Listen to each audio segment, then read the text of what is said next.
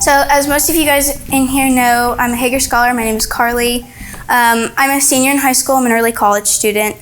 And being a Hager Scholar requires me to complete one project every semester of whatever my choice of study is each semester. This semester being my last semester here at OCTC is my capstone project. And over the last 2 years, I've learned quite a lot from my Hager projects, but in particular, I have found an interest in addiction and how behavior works around addiction. My previous presentation I did on marijuana and nicotine addiction, but my presentation today is about technology addiction, specifically about adolescent development within technology. So the first big thought that I want to present to you is what our brains are supposed to do versus what they're being forced to do. Historically speaking, we as humans had one thing in mind. It was to survive. If we think of people in the primal age, they had to fight, they had to hunt, they had to do everything they could to survive. The main purpose of their brain was to help them to survive. Now, we have lived in a state of comfort for so long, and while that's incredible and that how wonderful it is that we've been able to come so far as a society to where we live in so much comfort, it has caused our brains to go on overload because of the technology exposure that we have. So one of the biggest triggers about technology is the epinephrine cycle, or the adrenaline cycles, and how that works. So I will go more into depth about that, but essentially we get so hyperstimulated that we are unable to focus on other things, and it becomes a distraction in our life. Within the last, let's say 50 years, we've seen technology go from one end to the complete other side of the line. We now have cell phones, tablets, iPads, whatever you want to call it. We have them at our immediate exposure, whereas 50 years ago, it was not so much that way. And so the thought is expressed, how can we keep going with the rate of technology growth? So Mary had asked, what was the frog about? This is the oblivious frog. Some of you guys have probably heard this story before, but it goes like this. A hunter caught a frog and put him in a pot of water. He was very comfortable in this pot of water, but this hunter increasingly raised the temperature of this water. But it was so slight that the frog did not notice that the temperature was being raised, and eventually the frog is boiled alive because he did not see it coming.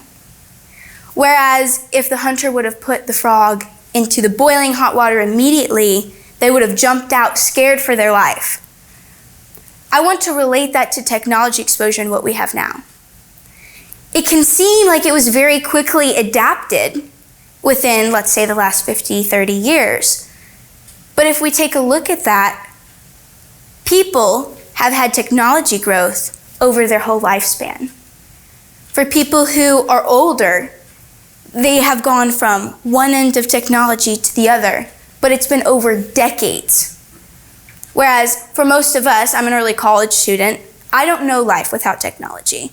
I don't know life without modern technology and what we have.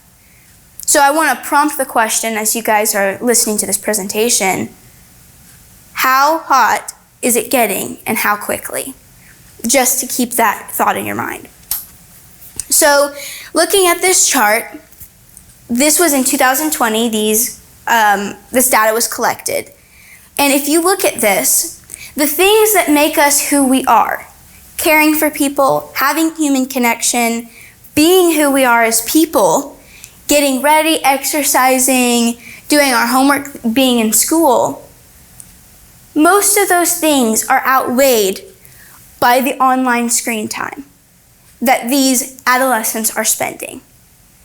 If we look at this, caregiving and volunteering, the things that make us who we are, the things that bring us joy, the things that give us peace in life, that is a quarter of an hour compared to the 3 hours a day on average that adolescents spend on their phone a day. Now, who are they doing it with? If we look at this comparison, they do spend a lot of time with family, but right up next, close to that, is they're spending that time alone by themselves. I want you guys to think, what is that doing to us? When we are spending more of our time immersed in technology than we are spending time connecting with people, growing our own personal character.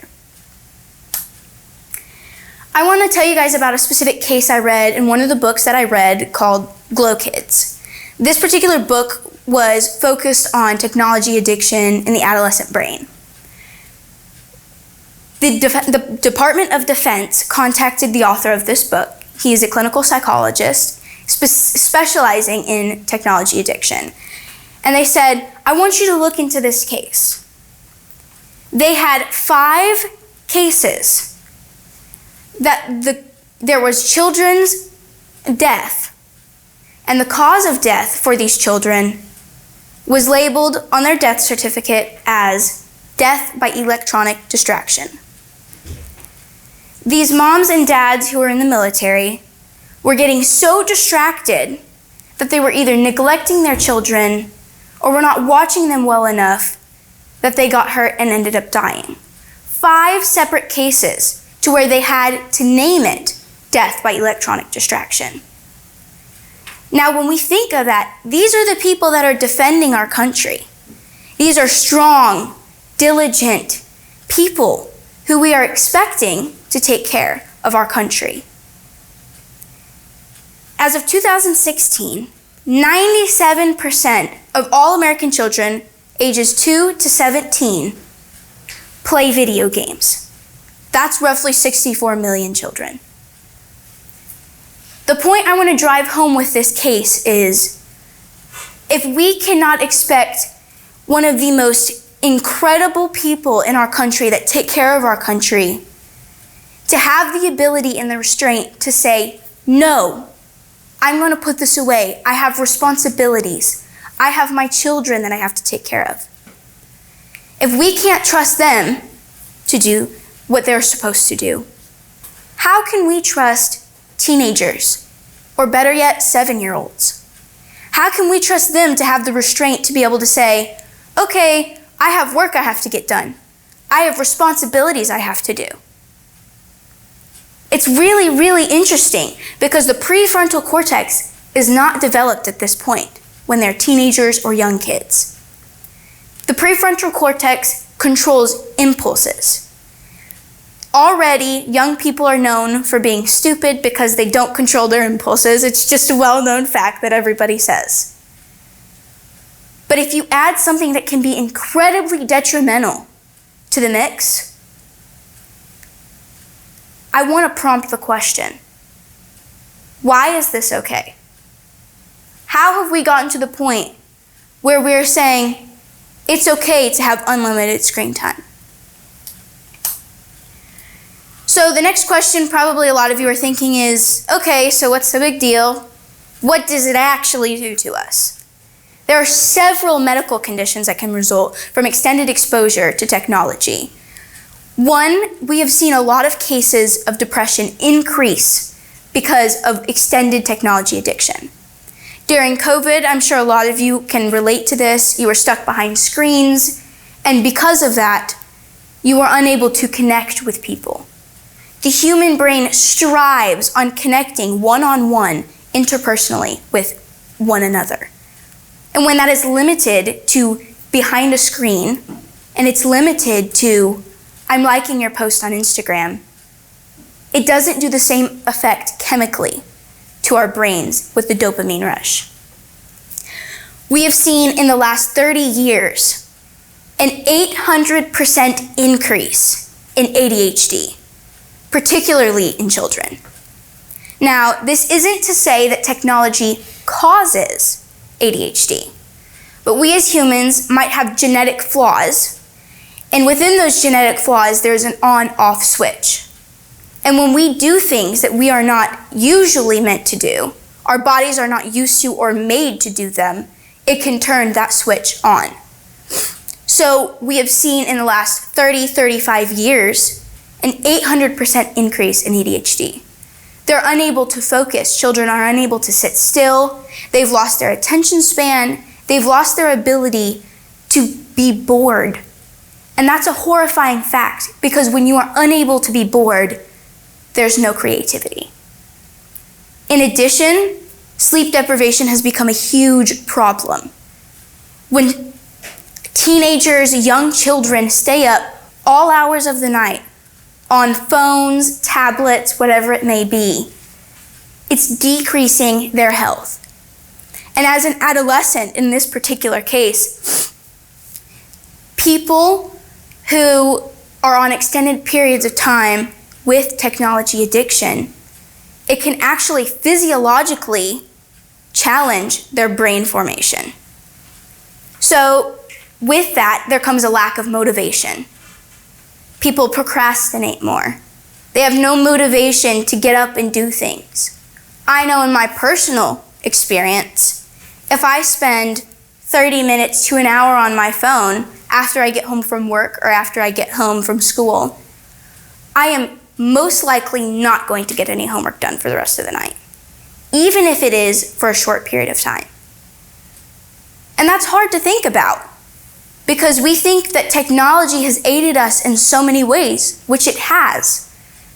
But we must think about, does the risks outweigh the benefits? There are some forms of psychosis that can come from extended exposure to technology. One of these diagnoses is game transfer phenomena. Essentially, it is when people spend so much time immersed in video games or gaming that they're unable to tell the difference between what is real and what is not. They begin to see things in their games everywhere they go. That's all they think about. It consumes their life. And it becomes part of their identity. It also causes irritability. People have lost patience and compassion. And it's not just directly caused from technology addiction, but when we think about it, if we spend so much time immersed in this thing that causes our attention span to be shortened, we are less likely to be patient. We're less likely to be compassionate about certain circumstances. So I've mentioned several times this adrenaline rush. So here's essentially what happens. First, you are exposed to some sort of stimulation. The arousal mechanism happens, and this happens through the hypothalamus and stimulates the pituitary glands.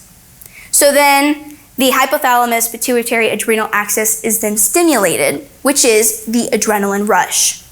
Blood pressure increases, your hands start to get sweaty, your pupils constrict, and now, friends, you are in a fight or flight mode.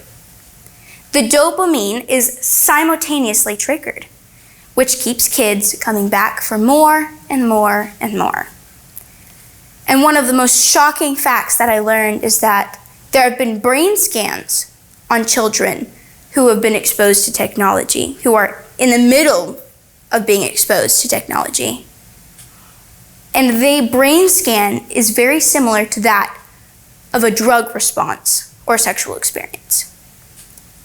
I want you guys to think about, should we be allowing kids to be exposed to technology when it is causing the same reaction to, say, a heroin response?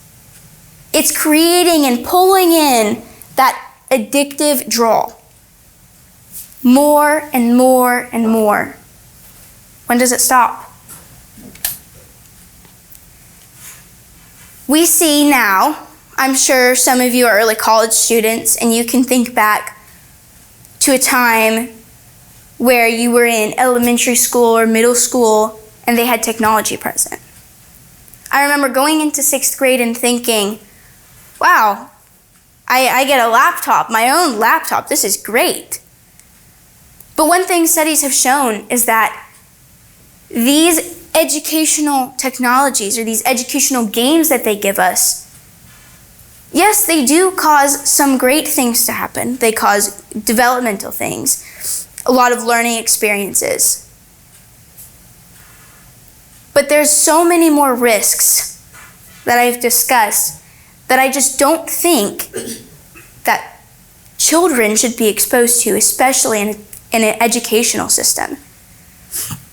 One of these games is Minecraft. Everybody knows Minecraft. But studies have shown that this Minecraft acts as a drug. If we want to think about it, you get the reward. You get something. I've never played Minecraft, but when you play it, you have rewards, you get rewards. One day takes 20 minutes, and then you're playing it again, day after day after day in the game. And it continually rewards you because it keeps you coming back for more and more. So, over this semester, I have done quite a bit of research, and I have really looked into this, but I also interviewed one of the Life Science Academy instructors and his students. So Ben Morris, who I interviewed, he has been an instructor at OCTC for 5 years, and he explained that when he came to OCTC in 2019, things were as you would traditionally say. It was a traditional teacher-student situation. But in 2020, when COVID hit, they had a lot to navigate. He was dealing with teaching labs online, which deals with critical thinking, collaboration, and learning the actual physical skills that these high school students needed to learn to propel them for their future college careers or professional careers. He explained that this was so hard because these students were at such a critical time in development, especially socially and academically and physically. And when these things are put behind a screen, I'm sure most of you can remember a time where you felt so isolated and alone, and your grades probably reflected because you were not learning well. For some students, it was a great way of learning, but for a great majority, this was really difficult on students. One thing he mentioned was the multitasking and task switching. When you have a cell phone next to you while you're working, oftentimes you will get on that cell phone. When you get on the cell phone, it is going to take you more time to go back to the original task of working on homework. And if you go back and forth, your productivity depletes. One thing he mentioned is that students have explained to him, I feel left out when I am not on social media. I don't feel like I'm in the know, so to speak. They feel like they're missing out on a big part of their life. And while they have been so good at learning to navigate technology, he said, I've seen a lot of students who are not confident in being able to use technology in an academic way. Turning in assignments, uploading files, working through the computer has become difficult for his students. He did say, although, that students within the last year have began to ask for paper copies of things, paper notes. It is statistically proven that students do much better with paper notes than they do with electronic notes. When you write something down, it triggers your brain and it helps you learn better. When I was interviewing him, his students ended up coming in near the end of the interview, and I began to ask them some questions. Do you guys usually put your phone up whenever you're working on homework? Everybody said they had their phone right next to them while they were working on homework, at all times. I then asked them, well, do you get on your phone a lot then when you're working on your homework? And they said, yes, I know inevitably I have my phone next to me. I'm going to get on my cell phone. I said, so does that cause an increase in procrastination? A lot of people answered yes. People know this is a problem. And they recognize I am going to get on my phone because it's next to me. But they have made technology and social media so much about their identity that they can't put the phone down. They have made technology a part of who they are, that they feel like they are nothing without it.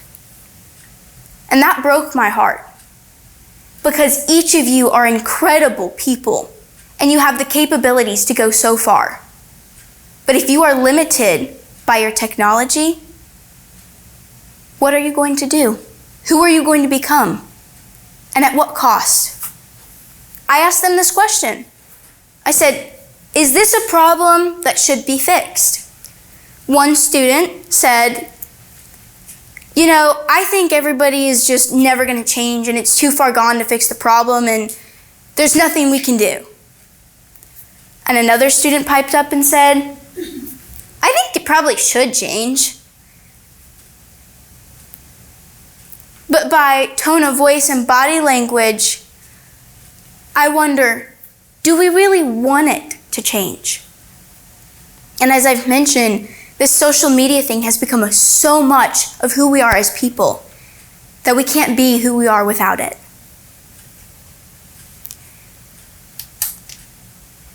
So what's the problem then? If nobody's going to change, what do? In ancient times, or maybe prisoners of war would be held captive. They would be stripped of everything that they have, but their mind. They had their mind. It's what kept them going day after day after day. But in this modern world, technology has taken our mind. It has taken... I'm ready when you're ready. Okay. So what's the problem then? The problem is we cannot stop. In ancient times, for instance, maybe prisoners of war, they would be held captive. They would be stripped of everything that they know, everything that they are. They would be stuck in horrible conditions, but they couldn't take their minds. They couldn't take who they were inside. Their minds kept them going, they pushed them to freedom, and they pushed them to survive. Now, we are stuck in a modern world that is trying to take our minds. It's constantly distracting us and pulling us away from who we are and who we are to other people. So with an addiction that is so out of control, as one of the students I interviewed said, we're too far gone. Are we too far gone? What do we do? So as I mentioned, there are good to tech. There are good things to tech. We have a lot of expansion in our resources that we are able to have. There's better accessibility for contacting people. If there's a medical emergency, we can call 911 and they're there very quickly. There are more learning opportunities. There's more exposure to learning, so to speak. And there's more interpersonal communication. There's more interpersonal information. I can find out about my neighbor, who they are, without even speaking to them. And that's great. There are a lot of good things in technology. So I can't say this presentation without mentioning and respecting the fact that it has done great things for our society as a whole. But with a good, there's always a bad. It is the constantly being connected and never fully being unplugged. We even have our phones on at night when we're sleeping. And there are people, their phones will ding, it'll wake them up in the middle of the night and they'll get on their phones. We never have a time where we can be fully disconnected from this social world that we have created. And as I mentioned earlier, when you take away the mind, you take away creativity. There are so many bright things within technology. AI is great, but I think in some ways it's diminished our creativity as humans. It's taken away from being a true artist at whatever you're doing. And by artist, I don't mean someone who's a painter or a drawer. An artist can be a writer, a scientist. Being an artist is expressing creativity. It's caused interpersonal disconnection. And as I mentioned, the good you can learn about your neighbor without even speaking to them. That's also bad, because that means I don't have to go talk to my neighbor. I already know everything about them. It's not important for me to learn about the people who sit next to me in class. I already know enough people. I have people to text. I have to get on social media. And I'm not saying that this is what we are thinking when we are doing these actions. But this is what we're doing. We're disconnecting ourselves from meeting people, from becoming who we are supposed to be. And if we look at the data at the beginning of the presentation, 1/4 of an hour is how much time we spend volunteering or taking care of people or being good citizens, partaking in our community. When we spend so much time immersed in technology, we become self-centered. You may never know that the person who sits next to you needs you to reach out to them and needs you to say, hey, how are you doing today? You never know what they're going through. You never know what they're struggling with. And sometimes just being that friend that smiles and says, hey, how are you doing today, could change the whole course of their life. We've disconnected ourselves from nature. There are a lot of health benefits to being outside in nature. One, you're exposed to a lot of bacteria, which is really great for your health. But nature is calming. In one study that this particular psychologist did, when these patients would come in with severe cases of psychosis, he would do grounding therapy or exposure therapy, where he would get them to feel the real world, touch the grass, feel the wind. He would expose them to the real world. We're supposed to be connected to nature. We're supposed to be connected to what's out there. People. This is who we're supposed to be. And as many of you probably heard, mental health cases have increased so much since COVID. Since COVID, technology has become a lot of who we are. It's become a lot of how we do school, work. And in the middle of this, depression, anxiety, all of these mental health disorders are increasing. We're not connected to people anymore. We're isolated in this social world we've created. At the beginning of my project, I did a personal experiment. I wanted to see how would my life change if I took this into action and said, I'm going to put my phone up for 1 day out of the week. The days that I put my phone up, my productivity increased. I got so much work done. I was able to better connect with my family and my friends. And at the end of the day, I was less stressed and had more joy in my life. Now, I can't say this will work for absolutely everybody. And I'm not saying technology should be a no-go. We should never use technology. But everything in moderation is healthy. I use technology when working on school. It's necessary. There's no other way for me to get my school done.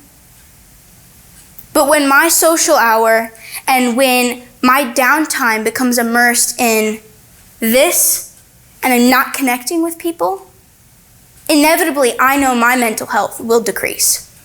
My irritability goes up because I'm so overstimulated from everything that I've just done by sitting on my phone that I can't focus or have patience with people who need it. So the big thing that I wanted to lead to is, what is the solution to this big problem that we have on our hands? In South Korea, there are 400 internet addiction disorder rehabilitation facilities. In the United States, we don't have any. It's not a problem in this country.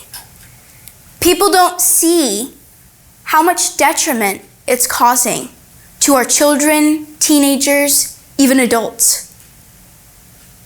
In adults, like I've said, moderation may be the answer. But for children, is exposure really a smart move? I know a lot of parents have said, let's do limited screen time. And I am in favor of limited screen time compared to there's no limit on screen time. Because obviously, less is more, right? But I want to say this. If science shows that technology exposure in the smallest amount can cause the same reaction to taking drugs, should we be exposing younger children to this? Should we be exposing even younger teenagers, adolescents to this? When they are at the peak of their development of who they are psychologically, physically, and emotionally. Should we be exposing them to such a high level of technology on a daily basis? The first step to solving this problem is recognition. Compared to other countries like China and South Korea, they've recognized that this is a large problem. We as a country have not done that yet. And the first step to making people healthier and more adapted to communication and to connecting with others is to recognize there is a problem with technology. In the book that I read, Digital Madness, there were some inspired solutions from Plato and Pythagoras. So I will read them off. Start your day with a quiet reflection or contemplation. Take time to wonder. Take time to think. Live with integrity. Re-examine your beliefs, challenging yourself to grow. Listen to non-vocal music. Studies have shown that it's really helpful for our mental health. 30 to 45 minutes of physical exercise a day.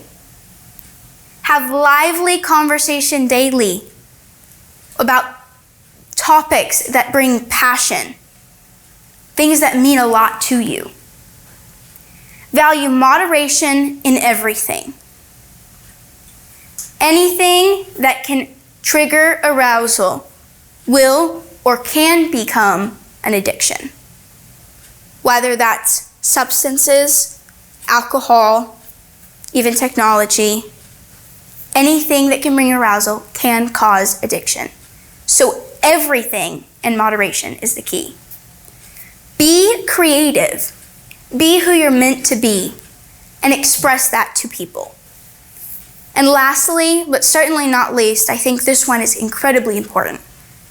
Be a mentor or be mentored and honor that relationship. The key of where we start is reconnecting with people. It's realizing that we can't live life alone. We're social creatures and we have to have our community. That's where that starts. And these are my sources. As I conclude, I want you guys to think about what technology does. I've explained a lot of the details about science and how it affects people psychologically and emotionally. Think about your own lives. Think about who you can become if you're not bound by technology and you're not bound by this thing that has caused many of us to be addicted. Thank you.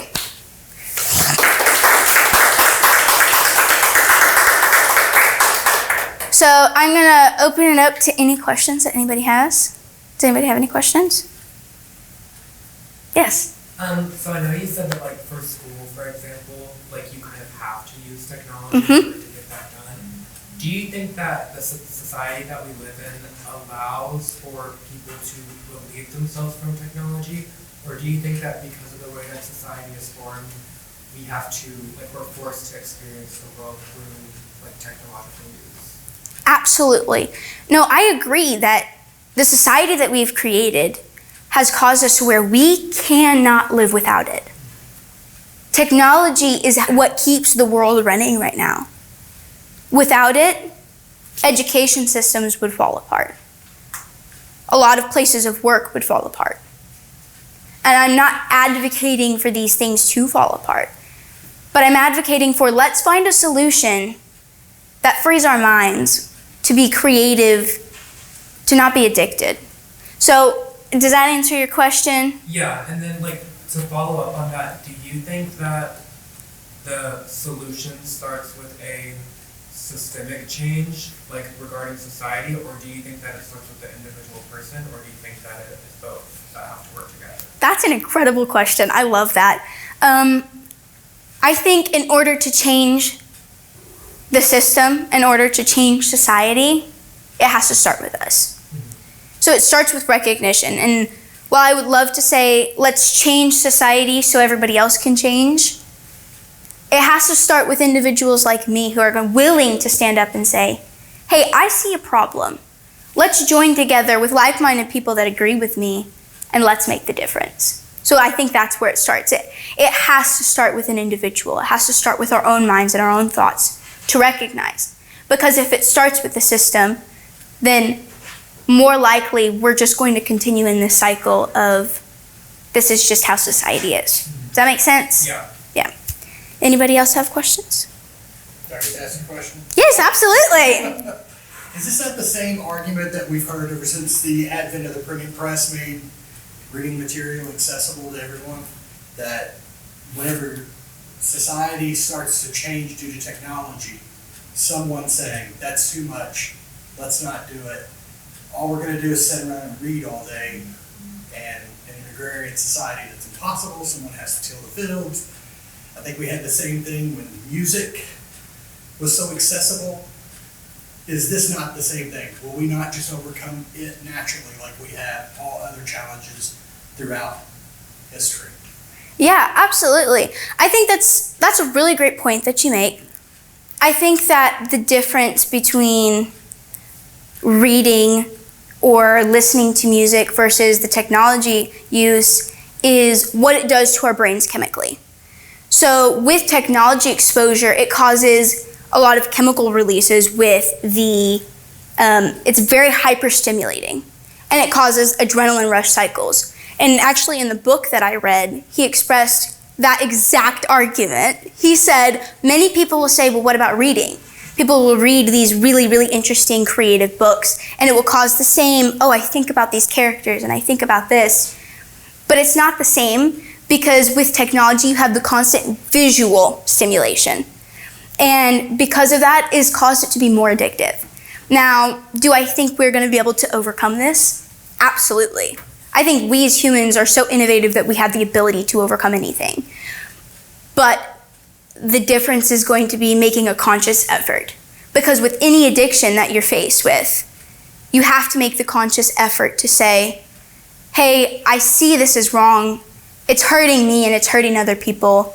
I have to take that step back. And a lot of people with any other addiction, they have to go to some sort of rehabilitation center, or they have to surround themselves with people who are willing to help them with an addiction. So does that answer your question? Absolutely. Okay. Does anybody else have questions? So when you are, like I have a niece or a nephew that, they see people with technology around all the time, adults, even kids their age that are younger, and our family is a little bit more we hold off on technology for as long as we can until like you're not at home with me all the time and you need to be able to contact me. So now I didn't get my first phone until I was almost 15. For that reason. And so having to explain to like my niece and nephew and that kind of thing, where they're 9, 10, 11, 12 and everybody around them has a phone or an iPad or whatever and they don't, like that was very hard. And so like what are some recommendations to make that a little bit easier? Right. I think having a conversation, I have 2 nieces and a nephew. They're really young right now. The oldest one is 5. But having the same conversation about moderation. Because my nieces and my nephew, they'll watch TV, that kind of thing. But I recognize behavior within them after they've watched for a little bit. When I try to turn it off, they get very irritable. And I was in the same boat. I did not get a cell phone until I was 13 years old. And I had friends around me who were like, I have a cell phone, and I really wanted one. But the reason why we do that, especially children do that, is because it is the need to feel a part of something. It is the need to feel connected. And while that's really deep to try to explain to them, as a parent or a guardian in their life, it's okay to have the conversation and say, for your health, I am making this choice for you.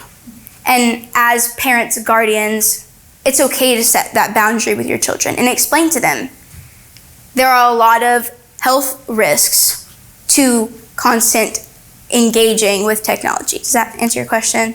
Yeah. Okay. Does anybody else have questions? Okay. Thank you guys so much. Thank you. Thank you, Carlee. Great job. Thank you.